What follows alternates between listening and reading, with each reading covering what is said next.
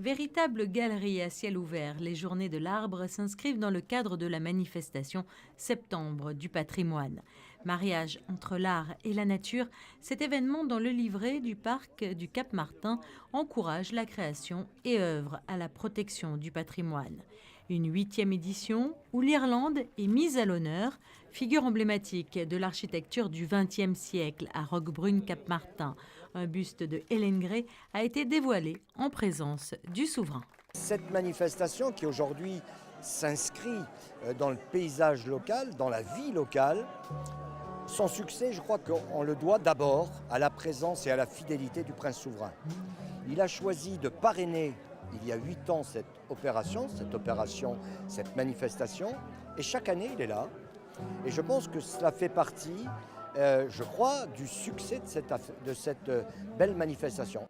Une exposition qui mêle les œuvres de différents artistes. Les sculptures de l'Irlandais Ellis O'Connell trouvent leur place aux côtés de celles des sculpteurs niçois Moya et Stéphane Bolongaro ou encore du Canois Hervé Nice. Je suis venu avec 2 grandes sculptures, donc vous avez la lame et une araignée avec un moteur. Donc la base de mon travail, c'est à base de pièces mécaniques.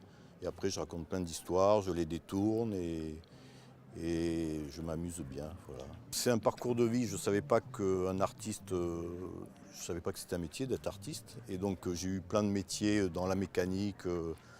Voilà. Et je suis rentré dans une fonderie à cire perdue et pendant 10 ans, j'ai acquis toute la technique du bronze, de la cire, du moulage. Et pendant 10 ans, j'ai eu le travail, la primeur artistique de tous les sculpteurs qui venaient amener faire leurs pièces. Donc j'ai eu du nu, de l'animalier, du tordu. Et je crois que ça a dû s'imprégner dans mon cerveau. Et comme ma passion, c'est l'automobile et la mécanique, ça a donné un peu cette dérive au niveau des sculptures. Le Prince, c'est Monaco, c'est le musée automobile. Donc je m'y retrouve un peu. Et puis on doit avoir presque le même âge. Donc voilà, c'est extraordinaire. Et à l'occasion de cette inauguration, la résidente monégasque Kazar Al-Aboud a reçu la médaille d'officier des arts et des lettres, une distinction qui lui a été remise pour ses actions en faveur de la préservation du patrimoine et plus particulièrement la protection de sa maison, l'ancienne demeure de l'épouse de Napoléon III, la villa Cernosa située à Roquebrune, Cap-Martin.